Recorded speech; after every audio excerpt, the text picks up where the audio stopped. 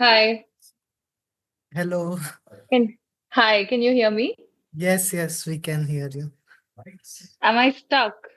Yeah, Okay, that's it's strange. okay. It's okay. Why am I stuck? Wait, it shouldn't be like this. It's probably the censorship again working in the environment. Okay, wait, let's fix this because Yes. it shouldn't be like this. Should I just leave and join again? Yeah, let's try that.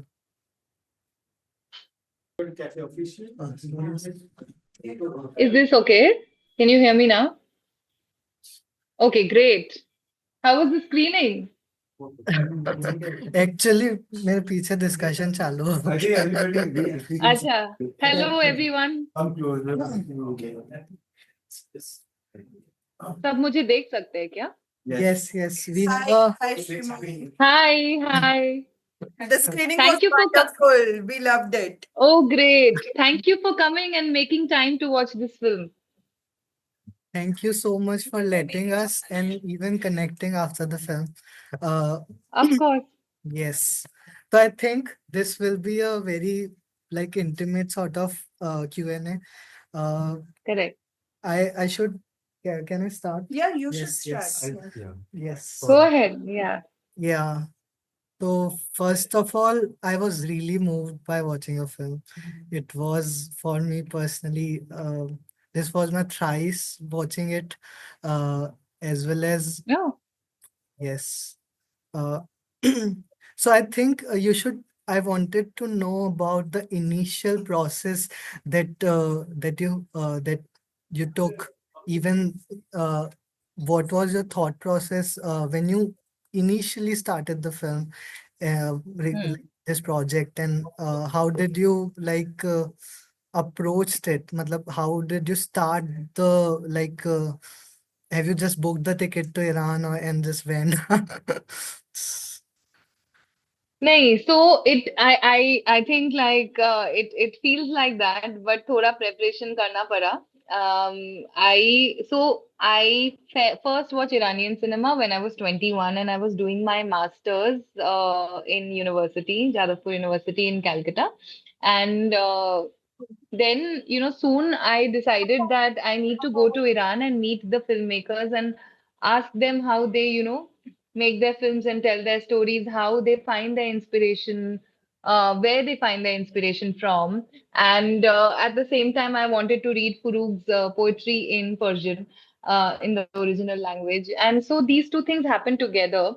So the desire to meet Persian and meet the filmmakers in person, because even I wanted to be inspired as an artist, hoping to be able to tell my stories in India. So all of this was, growing in me. And then I realized that the best way to do this would be to enroll in a PhD degree, like to actually be rooted in academia. Because when you, like for me, I thought I should do a PhD because um, just, going to a country and telling someone that, oh, telling, let's say Panahi, that, oh, we does, can you see me? Like, can you hear me? You're stuck again. Or am I stuck? Yes, you are stuck. Are you guys there? Yeah, but we are listening.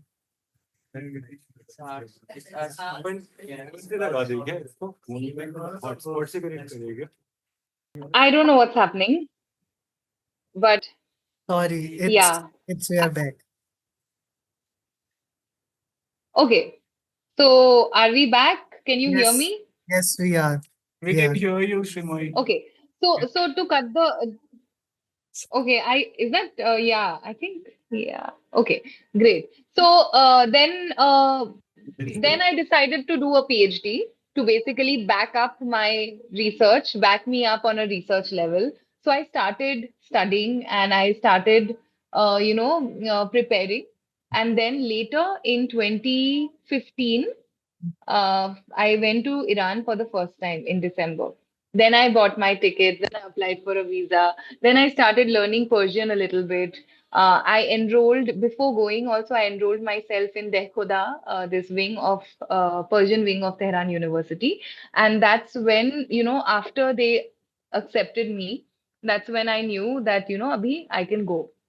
So all of this then fell in place. But I planned for about 2 years. Oh, And also I was doing, and I had to save money. Like, I didn't have money then. I still don't have money now. But, if you're working as an independent filmmaker, you're making documentaries, money hardly ever comes. And if it comes much later, in the process of making your film. It comes much later. So it came for me. I got some money only in like enough to finish the film only in 2022. I started the process in 2015. So, it was a 7 year journey. And yeah, and then in 2013 and 14, I saved my PhD stipend, which is a non-net fellowship, which is 8,000 rupees a month. And I saved it for a year. And that funded my first trip to Iran. And then I needed more, obviously. And then fortunately, I came back and I started pitching my film to, I first pitched it at Dock Edge, which is like a place. I don't know if you all know about Dock Edge. It's a very, very important, it's become a very important place for pitching documentaries. It happens every year in Calcutta. It's going to happen in March also. And, a lot of the documentaries that you see that have made a big mark from India, like All That Breathes or Writing with Fire or Savnik's film Against the Tide. Anupama and Anirban, they made Nocturnes and they made Flickering Lights, all have actually pitched at Dockage. So I pitched at Dockage and then I got a small grant from DMZ Docs in South Korea. And from there, from that grant, it took care of my production. And then I came back and I was editing. And then for the longest time, we struggled a lot. And fortunately, towards the end, we got some money again, and that's how I finished the film. So that was basically the journey. So it seems effortless, and for the most part, it was like जाना है, मिलना है, फारसी सीखना है, करना है. I still feel ऐसा ऐसा spirit था तो हो गया. mm. बट मतलब फिर भी ये effortlessly चीजें करने के लिए भी प्लानिंग का जरूरत है, तो वो प्लानिंग था. Thank you so much. Let someone else take the question. Also, Sreemoyee, I wanted to ask a question. How have you been? What's the best Is, have? is that Wilson? How are you? Oh, oh my Uh, God. Good to see you yes, here. such a beautiful film. Like, I remember seeing one of the very older versions, and now this. Yeah. Hmm. बहुत मजा आया. Like, uh, Thank you. Thank you. I've been in Raipur, just to give you some context. I've been in Raipur and Kushal, and these guys are my friends. We work together, we do some projects together. And Kushal was Lovely. randomly, I asked him, what is your favorite film of the year? And then he says to Huh. Happy Alleys. Oh, how nice. Yeah. We were just having a conversation in my place. And he said, this is my favorite film of the year. And then we started talking. And then I was like, it's so happy. I was so happy that they are screening it here. It's good to see you again. Yeah. Thank you. Thank you. We should catch up later, but thanks. It just feels so nice to talk to all of you and see so many of you who stayed back after watching the film. Thank you so much. I hope I can see you all in person sometime. Yes, yes, definitely. Whenever you come to Raipur, you will have me. Yeah. You're always Maybe invited. maybe you can help us organize a film festival here where you can, like, if you know more filmmakers from Iran, maybe you can be one of our curators to get us films, and we Sure. at Raipur Film Society, we can figure out the infrastructure and the logistics of however we can like make something like that happen. So Sure, let's do it. Let's do it. yeah. I went to Raipur as a kid, like for a family wedding, like many, many years ago. I was in class 11 or 12. Oh, But I've not been there, but I remember it was so beautiful then. I mean, the place that I went to. I'd love to come. Please let me know, hit me up for any If you are thinking of a festival, I'd love to, Yeah. share We contacts of filmmakers from India, from Iran. I don't know if like you can get people down. Even you can do something virtually also. Yes, we are building towards that. So yeah. Yes. Lovely. I would like the audience members to like if somebody wants to have a conversation, and then we can Yes. continue this conversation offline some other time. Yeah. Hi, Sreemoyee. This is Suhani. Hi, Suhani. So I just wanted to ask that when you started the film, was it just out of pure love and reference for Farsi and Iranian cinema, and later, you got to capture the political disturbance of the country, or was it the other way?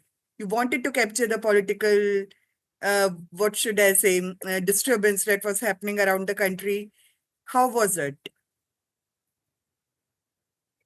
For me, it all began with love for cinema and poetry and music. And I knew that if I pursue that, everything else will come into it because cinema is all about real life, and real life always is a mirror to society, is a mirror of society. It Mm. absolutely, I knew that politics would come into it, like, and I think the kind of films we made are extensions of who we are, a lot of, that.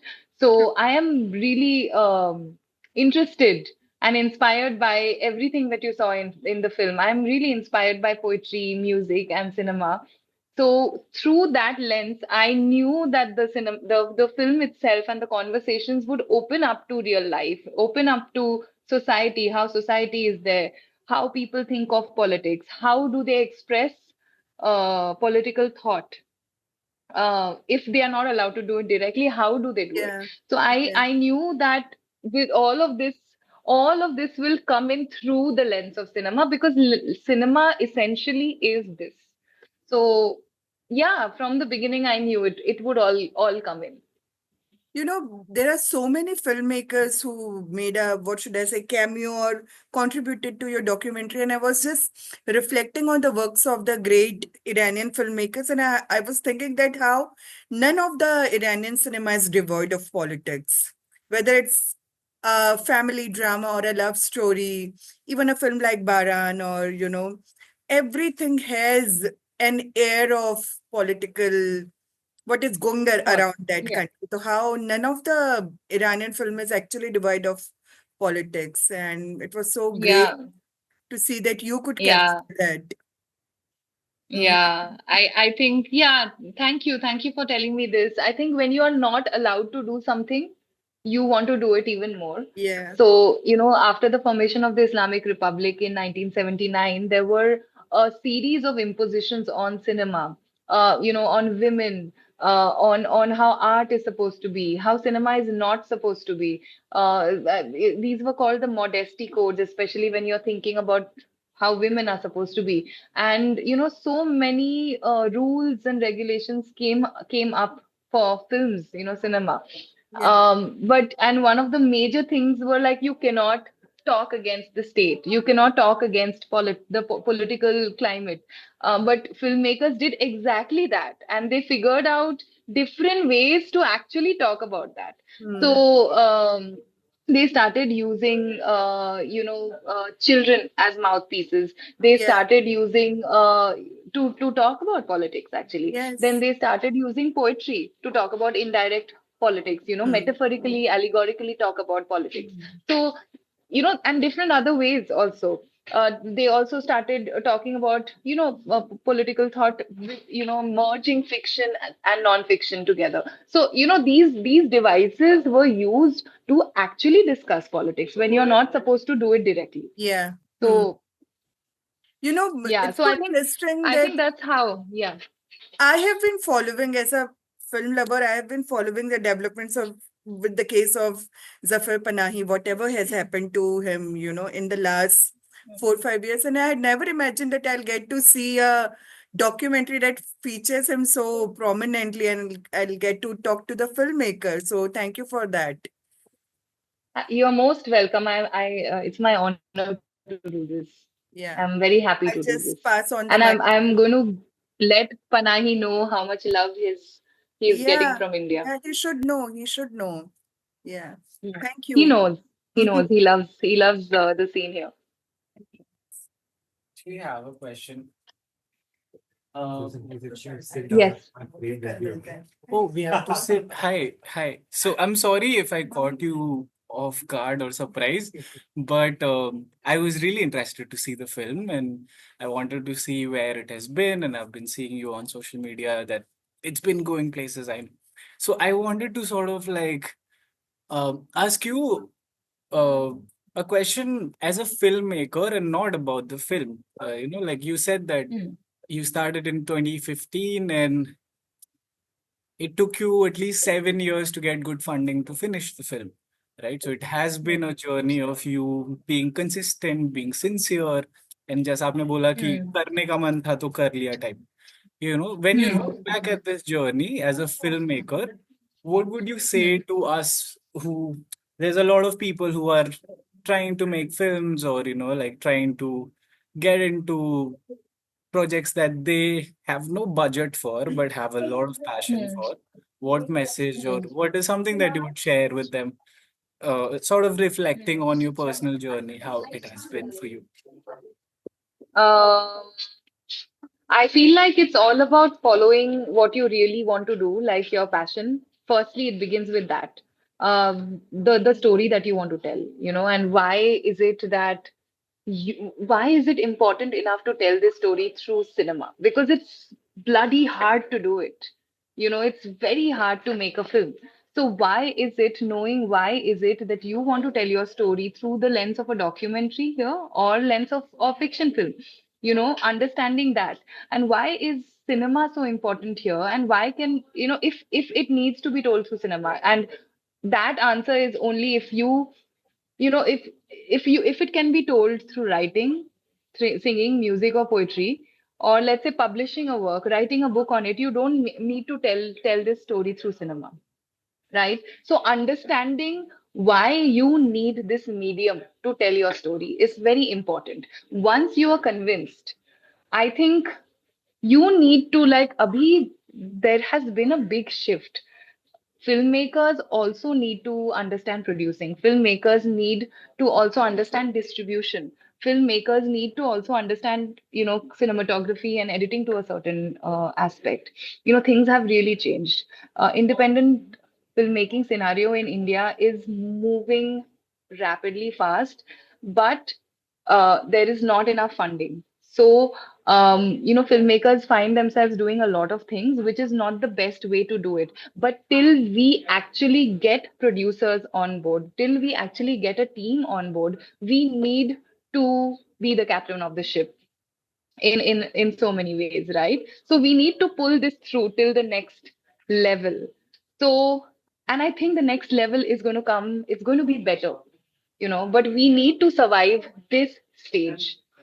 And this is how it can be survived, to learn and understand. I'm not asking you to do everything as filmmakers, but to understand what producing is, what distribution is. Because if you don't find collaborators, you should know at least how it works to be able to, you know, push your baby in the right way out to the world.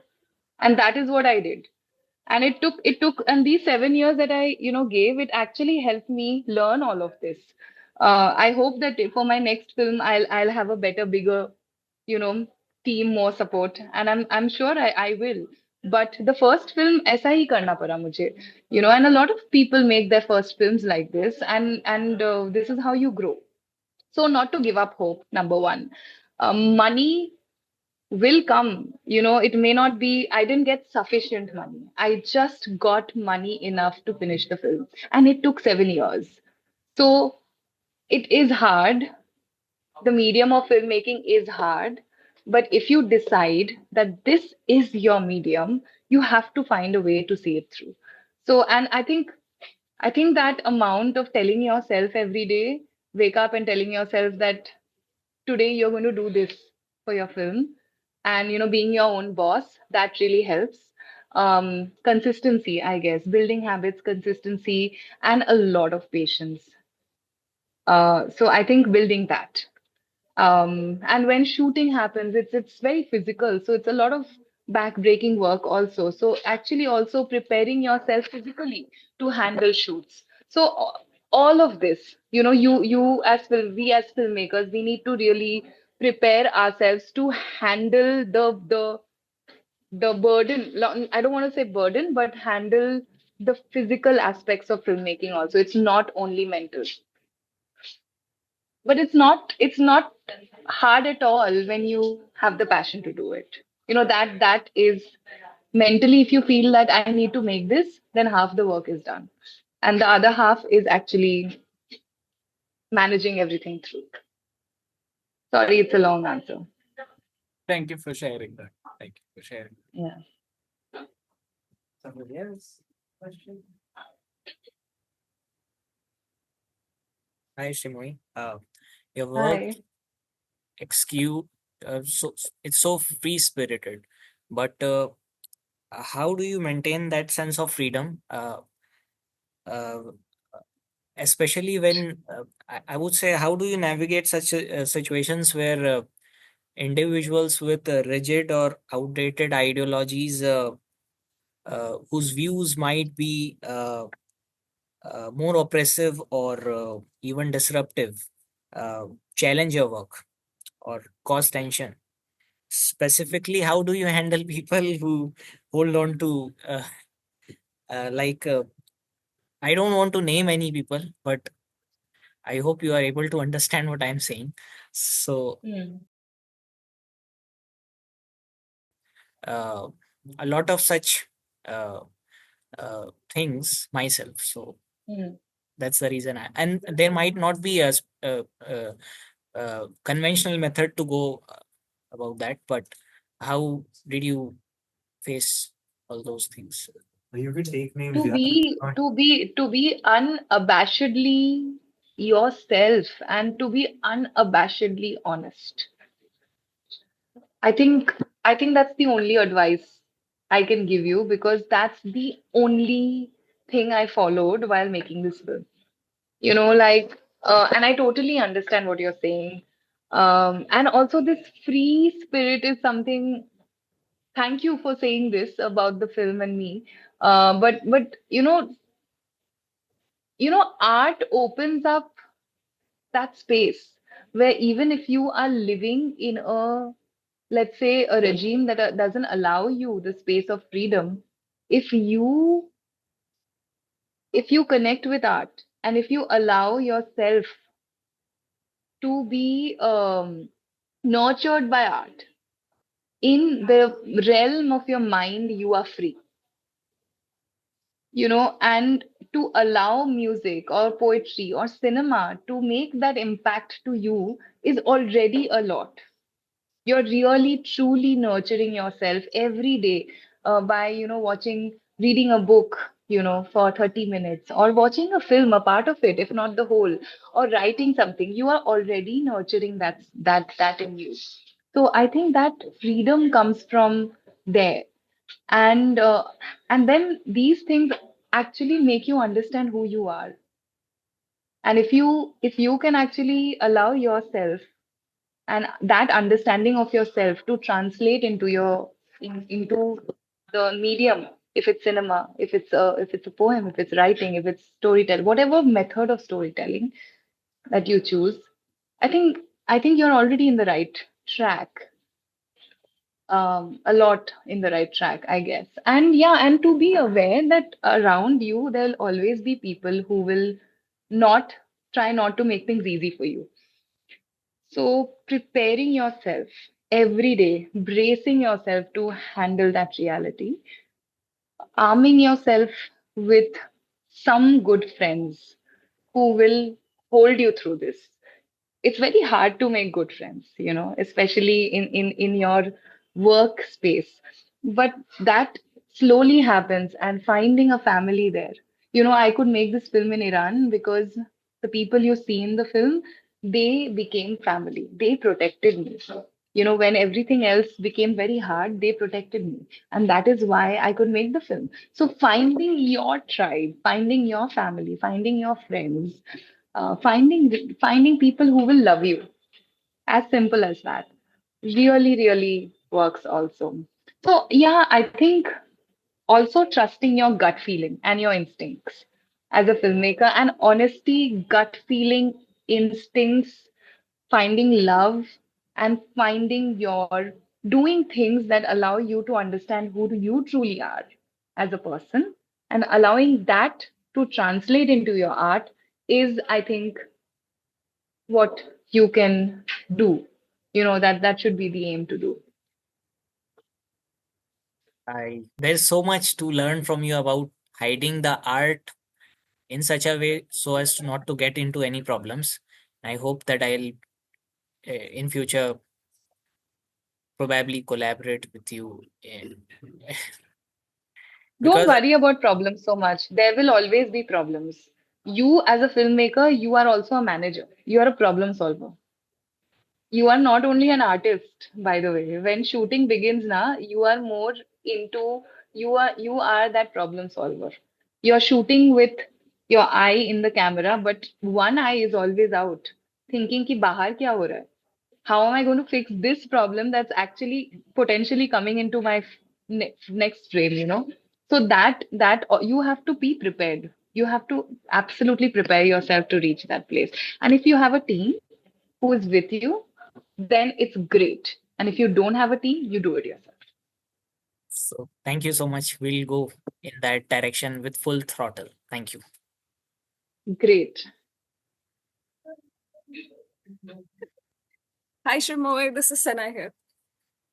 Hi, Sana. हालांकि अजय ने clear instruction दिए थे कि ज्यादा don't go overboard with compliments but I am a little rebel so first of all You can be overboard with compliments on my Insta message page or on my emails, but you can ask your questions here. Of course, I just wanted to congratulate you first of all. While watching the movie, I was having these questions: ki kitna waqt laga hoga, what might have been the process, how much money did she spend, and you answered all those questions. And hats off to your resilience because you need that kind of inspiration and passion to pursue a project for 7 years. I mean, it's amazing. So the question I wanted to ask was. Uh, your movie actually showed us the struggle of an artist, the struggle of women around the world. That's what I related to. I could draw so many parallels. Ki, okay, this is relatable. May not be in the same degree, but of course we can relate as an artist, as a woman ki kahin na kahin सोचने की imagination की आजादी में भी खलल पड़ रहा है कहीं. So what was your, because इन 7 सालों में शायद आपने बार बार अपना फुटेज वगैरह देखा होगा. So, what parallels could you draw from your own life experiences while capturing theirs? My life experiences while capturing theirs. I feel like I made this film because it's my story. I felt it's my story. This me and them जो है, insider outsider ये सब है, borders, boundaries, India, Iran ये सब है. But when I read the poems of Furugh and other poets, and when I read them in Farsi later, and then when I was watching the films, I didn't feel that there are these boundaries, there I didn't feel there are any borders. And that is what cinema and poetry did to me. Because my initiation to Iranian culture was through cinema and poetry. I knew, of course, that I am Indian. I am not Iranian. I'm going from outside to inside. ये सब मुझे पता था. But my initiation happened in a different way through art, which actually removed borders. So, and then I realized that ये मेरी कहानी है. मैं किसी और को मैं एक अलग कंट्री में जा रही हूँ फिल्म करने के लिए, बट ये it's also my story as a Indian woman. We go through the same things, या I mean walking in Iran didn't feel different for me. And people keep asking me this question, were you feeling safe and stuff like that? I don't know how to answer this question because I was feeling as safe as I feel in Calcutta. Calcutta में आप मतलब कभी कभी मतलब it's my city. But I can't lose my guard.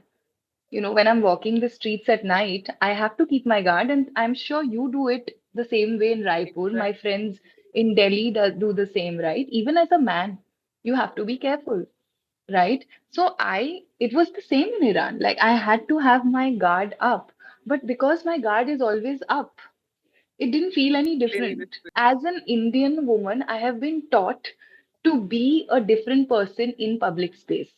Of course. We are And raised that in way, right? Iran, right, and in Iran, it's just a notch higher where of course, you're not allowed to be yourself in a public space. You're also supposed to wear a hijab. Yeah. That signifies that you're already veiling yourself. We still don't have to do it because there is a limit, like a choice for us. Okay, like people who believe in the hijab wear the hijab. People who don't, they're allowed not to. Still a But choice it to is it. it is a choice. It is a choice, right? But in a place like Iran, you have to, the moment you step out, you have to wear a hijab. But as a Bengali in Iran, like, I am not wearing the veil, but I'm putting on a veil, no, every time I'm stepping out. So that's the thing. It's all about veiling. Some veils you see, some veils you don't see. And as Indian women, I think our journeys have been very similar. So I Exactly. made the film because I felt Furug spoke to me as an Indian woman. Absolutely. So I'd never felt that it's not my story. Thank you. Thank you. Lovely getting to know you. And also, your documentary has been an introduction to Iranian cinema for me. I haven't seen any of the Iranian movies. Now I'll start watching. Thank you so much for inspiring. Please watch, and please write to me for any recommendations that you may need. Definitely. Before continuing, Khushal, can we start? Sreemoyee, the link is about to expire. We will just renew this link, okay? Okay. Yes, tell me. Hi, Sreemoyee. This is Ranmeet here. Hi. So Okay. I've been watching Iranian films for a while now, and like I watched only Abbas first movie. So there's a scene in the film where you just drop in a letter. Hmm.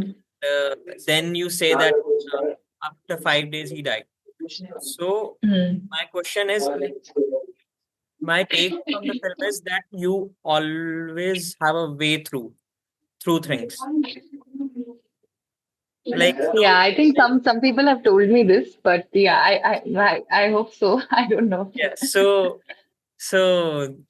as like you had a way through to connect with the director, or the filmmakers had a way through to introduce politics and then say their ideas, their ideologies, and then the woman also had a way through to do things. So what is your take, and like how did you process all these things? How did you process after you came back to India, or after you dropped the letter, or you talked, or after that kid said to you I that wear a hijab? Yeah.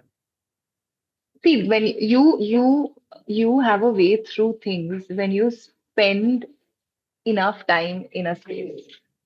So that's the thing. Even if, like, let's say okay, you've like done something over the years, Mm-hmm. and then something happens, and you will, like, our human nature is to be able to find a way through things. Right. But agar if you are, let's say, going visiting a place for 10 days, you Mm. might not have the same Mm. gut Right. instinct to manage things. But I over here, like, I went 5 times. Each time I stayed 3 months. So, and when I shot things, a lot of things went on before you see the shots.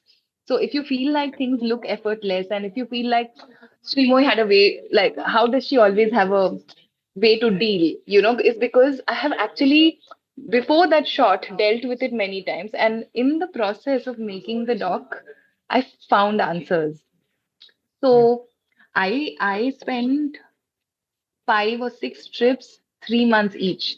You only see a 75-minute film. Okay. That Right. should, the documentaries like this are born out of lived experiences. And आप अगर कहीं पे जिंदगी बिता रहे हो, तो आपको पता चलेगा कैसे मैनेज करना है चीजें. एंड देन आपको पता चलेगा, इसको मैं ये बोलूंगी तो वो मुझे ऐसे जवाब देगा. Okay. You You get understand how to nuance. deal with people. Yeah, when you spend enough time. So a lot of especially films like this happen when you figure this out and you spend. So I always say docs like this happen out of lived experiences as opposed to, let's say, docs which are commissioned. If Hmm. someone gives you money to go somewhere, make a film in 6 months, that film is going to look very different from the film that you are watching. Right. So understanding, these differences are key. And then when I got all this footage, and I mean, of course, so much was overwhelming Hmm. for me also. So I would come back home and I would like sit with my editors, and we would a lot of the thinking of how to present it happened on the edit table. So and editing was so damn hard, honestly, because it was the hardest thing. Shooting was the most fun thing ever. But editing was very, very hard because also my editors and we hadn't done films like we hadn't done something like this before.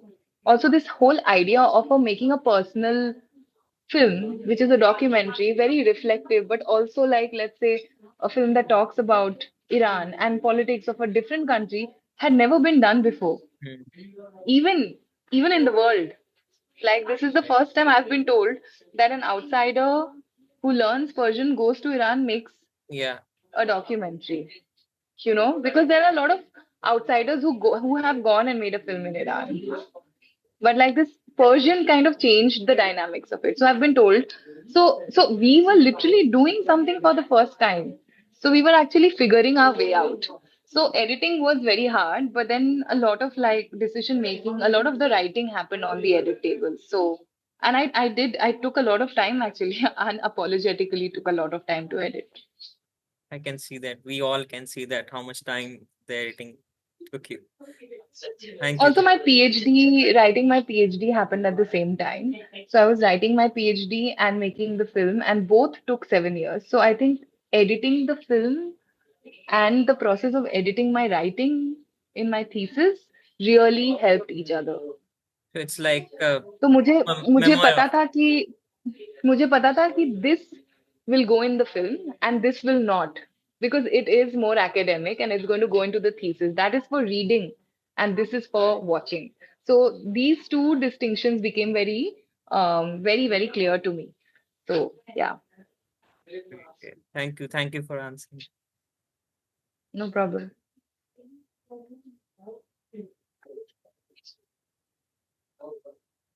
Hi, this is Vikas. Uh, Hi, thank Vikas.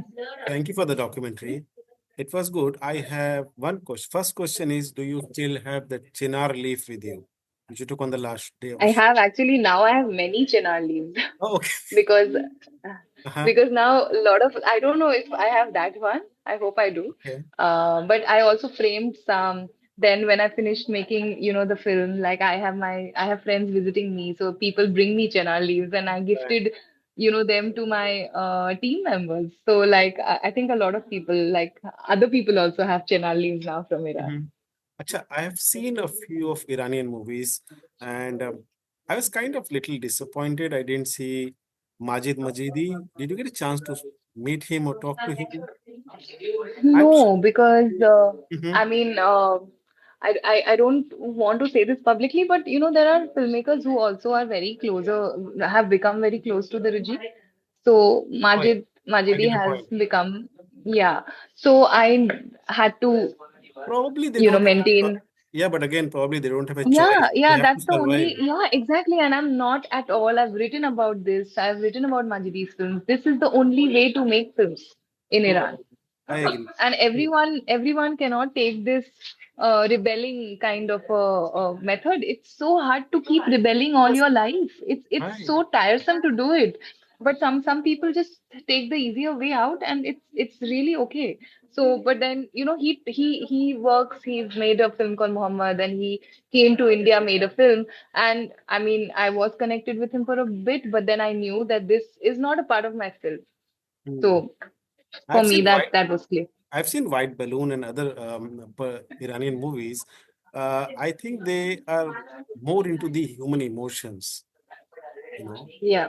I like that part Even of Majidi's earlier films, like they yes. all dealt with very, very human emotions. Then a shift happened.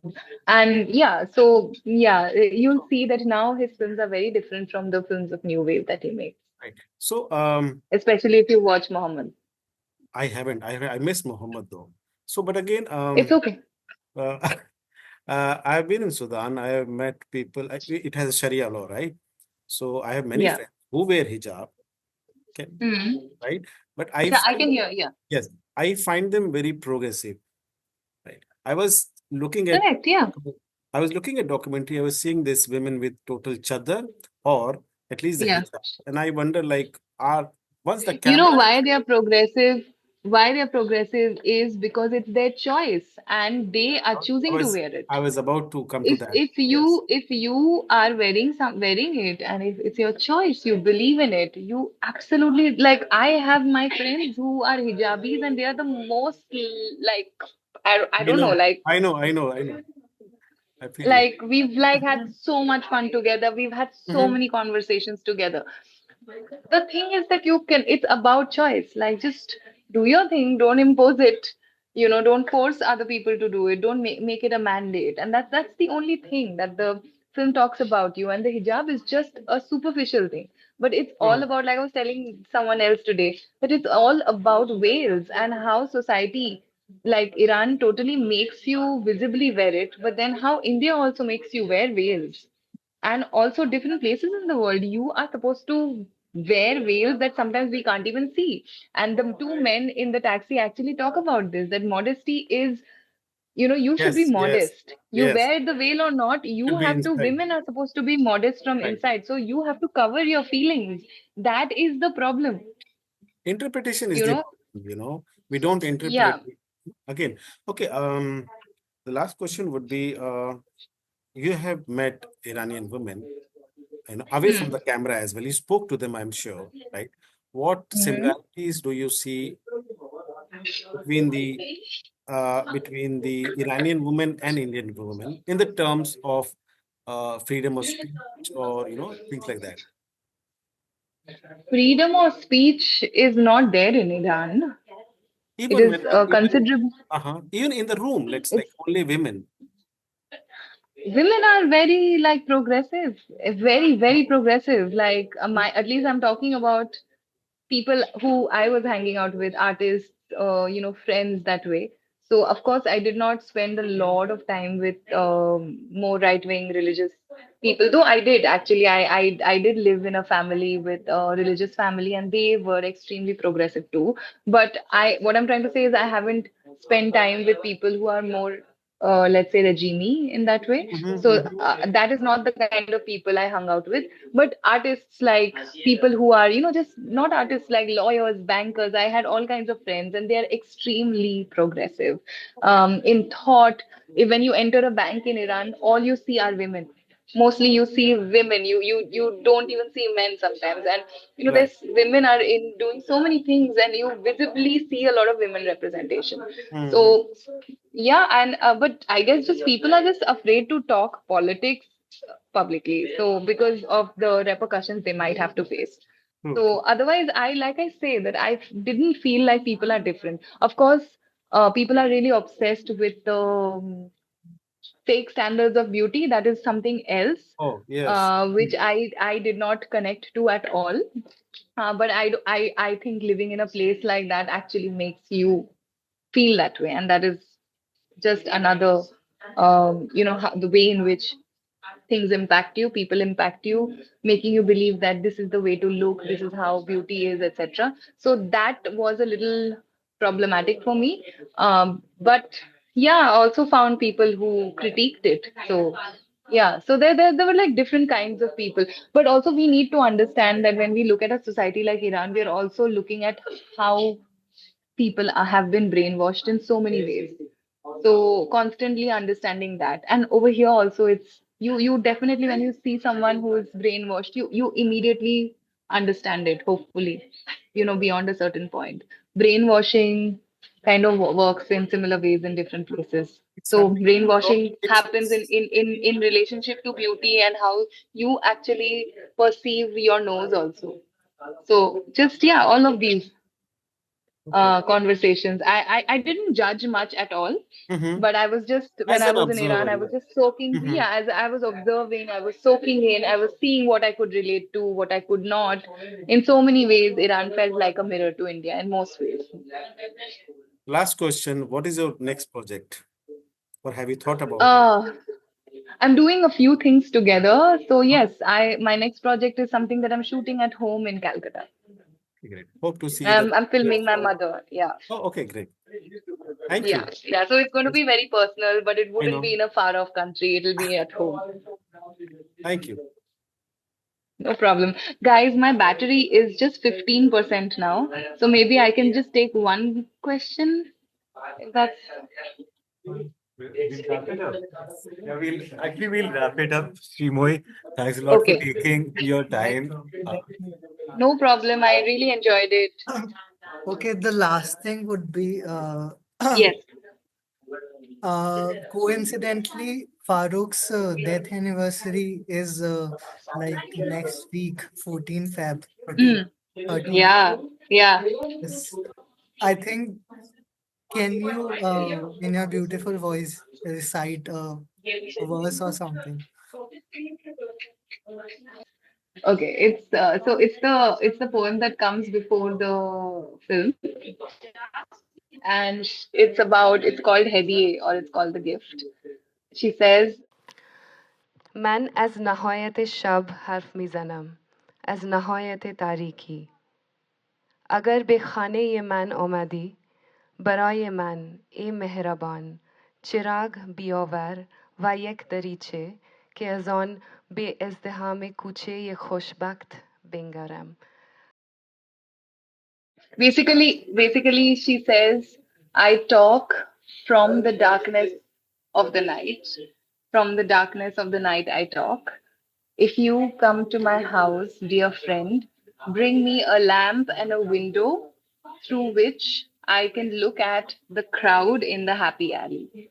So, yeah, so that's the poem. And this is, the happy alley. The title of my film comes from here. So lovely. Yeah. Thank you so much Great. for No taking this problem. time and talking to Raipur. I hope Of we will course. see you very soon again. Please And call me. I'll come. yes, and best of the luck for all your next project you are doing. Thank you so much. And to all of you, all the best with all the dreams that you have Yes, regarding cinema and art and expression. And please reach out to me on Instagram. I have an account, and the film also has a page on Instagram. So it's the film pages towards Happy Alleys and Sreemoyee Singh. So please reach out to me, be in touch, tell all your friends about the film, and just if you want to share something, write to me on Instagram, and you can share my email ID also.